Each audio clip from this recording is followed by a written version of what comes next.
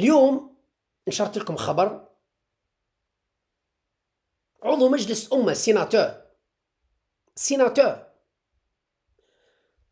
وجدوا عنده مصالح الأمن 40 كيلوغرام كوكايين.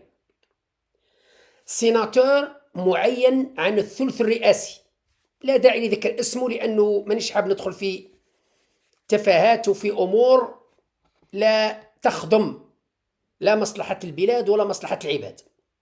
مانيش حاب ندير التشهير، ولكن الخبر مهم.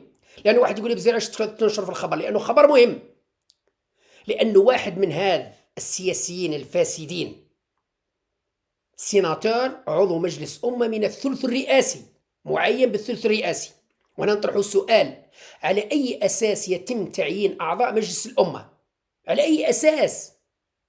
حطونا ما هي المعايير، الخدمات الجليلة التي قدمها الوطن، المستوى الثقافي، المستوى العلمي، نضال. ما هو المستوى؟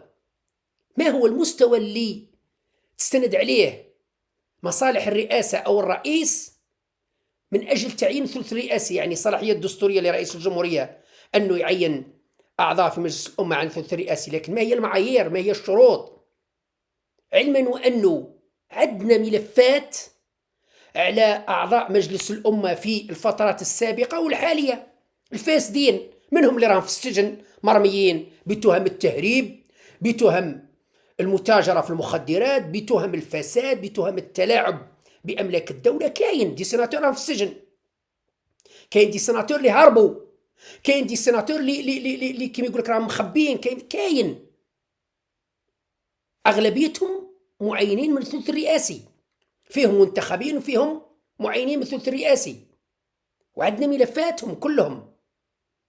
لا سيناتور تبسة، لا سيناتور لبويرة، لا سيناتور لبويرة، لا سيناتور جلفة تجار مخدرات، لا سيناتور هذا تاع نتاع أقصى الجنوب من تجار المخدرات، لا سيناتور تاع وهرة، لا سيناتور كلهم، لا سيناتور تاع سكيكدا، لا سيناتور كلهم. كل أعضاء مجلس الأمة الفاسدين، لا أقول كلهم فاسدين، فيهم ناس نظاف، فيهم ناس مظلومين، فيهم ناس تاع حق، ولكن أعضاء مجلس الأمة أو نواب المجلس الشعبي الوطني الفاسدين كلهم ملفاتهم موجودة. اليوم جات فرصة باش نتكلموا على هذا السيناتور اللي لقاو عنده 40 كيلوغرام كوكايين.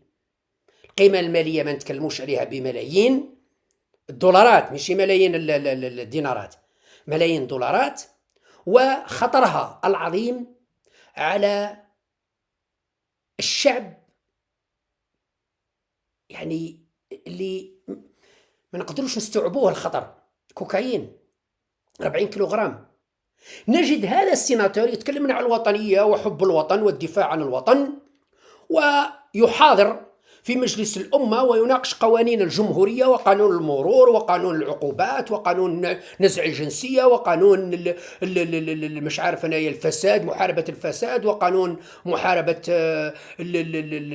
كره الوطن سيناتور مثل هذا فاسد يلقوا عنده 40 كيلوغرام كوكايين، معين من طرف الرئيس، معين من الثلث الرئاسي، يجي يعطيني أنا دروس في الوطنية ويتكلم لي على حب الوطن؟